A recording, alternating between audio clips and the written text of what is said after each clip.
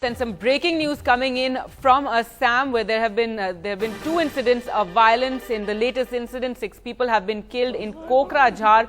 3 others have been injured. Just last night in a neighboring BAKSA area, also we saw violence in which 3 people were killed by firing by suspected Bodoland militants, the National Democratic Front of Bodoland militants. They are suspected to be behind these firings. All those killed belong to one community, and huge tension, remember, has taken place in this area in 2012 after ethnic clashes took place. Alok Pandey now joins us on the phone line for more. Alok, give us the latest that you're hearing, and it is the Bodoland militants who are suspected to be behind both incidents. Well, yes, that is what it seems to be. In fact, since yesterday, Gargi, 9 people have been killed, and that is a big number. And this is all the area that forms the Bodoland Territorial Council. These are 4 districts of Chirang, Baksa, Udalguri and Kokrajhar, which are in lower Assam, which means that they are towards West Bengal. These are the districts that form part of the Bodoland Territorial Council areas. And since yesterday, there have been 2 incidents here. The first incident that took place in a place called BAKSA, like I said. There is a village called Ananda Bazar, and yesterday, we are not very clear about the time, but yesterday, suspected rebels from the militant outfit National Democratic Front of Bodoland, Songbijit faction, this is an outlawed band outfit in that area, they came into this village and they started firing indiscriminately. 3 people died in that incident, 1 person was injured.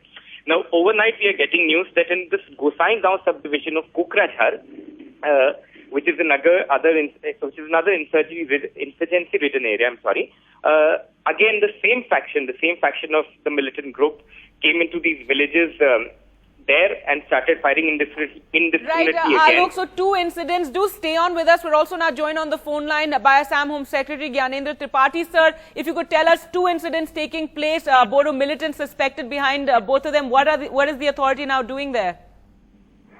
In fact, we have taken 2 incidents, one in Baksa district and another one in Kokrajhar district. The incident which happened in Baksa district, as you have already said, 3 persons have died and another 2 were injured and they have been sent to hospital. In Gosaingaon incident, all the 2 incidents happened at a place known as Balapara. And there reportedly 7 persons have died and another 2 are injured. So that is the information. We have sent additional paramilitary forces in the affected areas.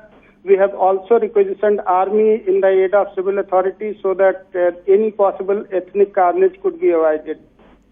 Sir, in 2012, the same area saw major tensions with thousands of people fleeing from their homes, and this time again a huge fear factor in the area.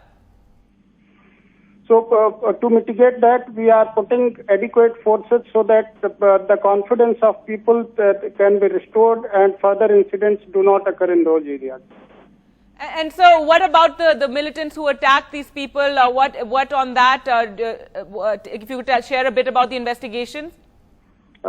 Investigation is on, cases have been registered, and we are also launched the counter-insurgency operation against the militants who are involved in these 2 incidents. Right, so what you're telling us is that forces are being rushed to this area and authorities are trying their best to ensure that once again we don't see this repeat of 2012 when many fled from their homes and villages. Yes. Right, Assam Home Secretary Gyanendra Tripathi, thank you so much for speaking to NDTV. Alok, you heard what Mr. Tripathi had to say, that forces are now being rushed to the area and authorities doing their best to ensure we don't see a repeat of what we saw in 2012 when there was a massive fear factor and hundreds and thousands of people fled from their homes and villages. Well, most certainly, and I think if we heard the Home Secretary, Mr. Tripathi, correctly, he says that 7 people killed in Kokrajhar. That means that if 7 are killed in Kokrajhar, in the Baksa incident, 3 more people were killed, so that takes the death toll to a total of 10 people. So that's the latest update that we can share with our viewers, that 10 people have died in Assam in the Bodoland Territorial Council areas where there were riots, as you were pointing out, in 2012. And 10 people are now dead, and this obviously will increase the fear factor in that region, Gargi, because what happened there just recently still bears a big mark on the life of people in that entire region. The huge riots in Kokrajhar, everyone remembers them. And over the last year or so, the focus of the Assam government has been on rehabilitation and has been on trying to ensure that no further incidents take place. But 10 killings in just one day is another pointer to the fact as to how fragile peace has been in that region and how these militant outfits active in the region are trying their best to shatter whatever little peace there is in that region. Gosaigaon, just to point out this area where Gargi, this incident had happened, I traveled extensively in this region during the time of the Kokrajhar riots. Now, this is a very, very fragile region. The peace here that happened even after the Kokrajhar riots, like I was saying, was very, very fragile. And it just takes an incident like this to spark off further tension. But as the Home Secretary points out, they are trying their best to ensure that security forces are rushed into the area. I spoke to the Kokrajhar Deputy Commissioner, Mr. Nitin Khade, also a while ago. Excuse me. And he also told me that he was personally at the spot where this incident had taken place. The SP of the area, the IG, Inspector General of that area, they're all camping in that region, and the focus now, of course, is to ensure that no further incident takes place. But at the moment, the incident that has happened is that 7 people have been killed in Kokrajhar in Assam and another 3 in BAKSA in the same part yesterday, which takes the total death toll in these clashes that have an ethnic dimension to 10 in the last 24 hours. Alok, if you could, for our viewers, just tell us a bit about the background of this ethnic tension. We all remember 2012. We did extensive coverage of the situation there. Thousands were in relief camps for the longest time, fearing to actually go back to their villages. And it took a lot of effort on the part of the state government to allow them to go back. Most certainly. In fact, I think when that displacement during the Kokrajhar riots happened, Gargi, it was one of the biggest such instances in the history of independent India, and it was something that was a big challenge for the Assam government and also for the authorities in that particular region to get people from both communities that were involved in the clashes to return to the safety of their homes. In fact, I believe that as recently as August 2013, I'd gone back to visit that area, and I found that some relief camps were still running in that area. People there were not confident enough to go back to their homes, and in the light of this, a further such incident is bound to again exert a lot of pressure on the authorities and on the peace that has come to the region.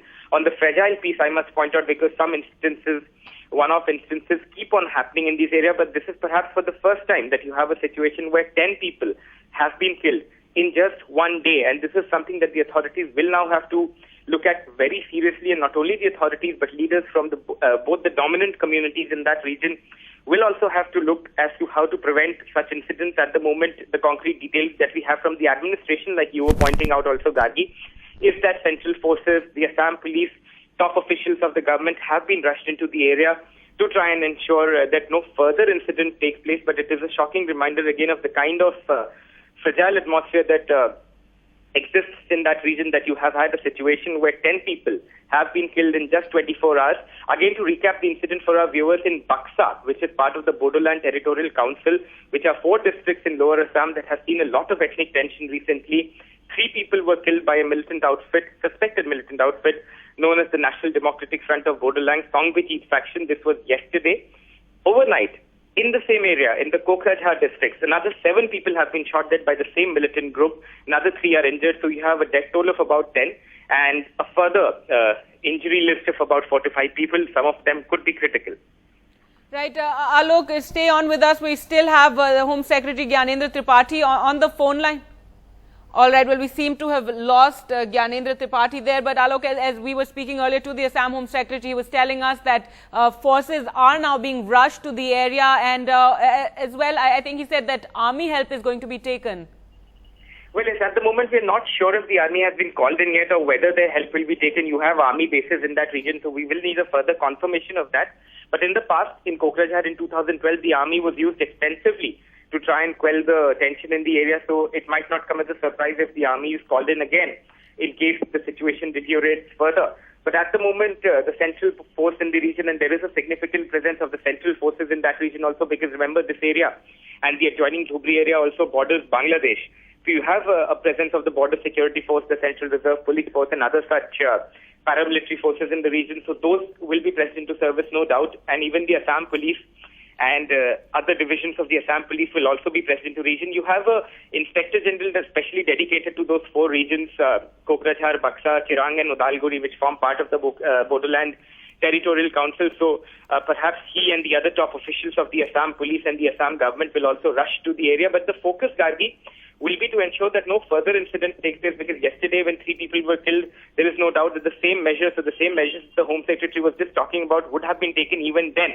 And in spite of that, you've had a situation where overnight further 7 people have been killed in more or less the same area.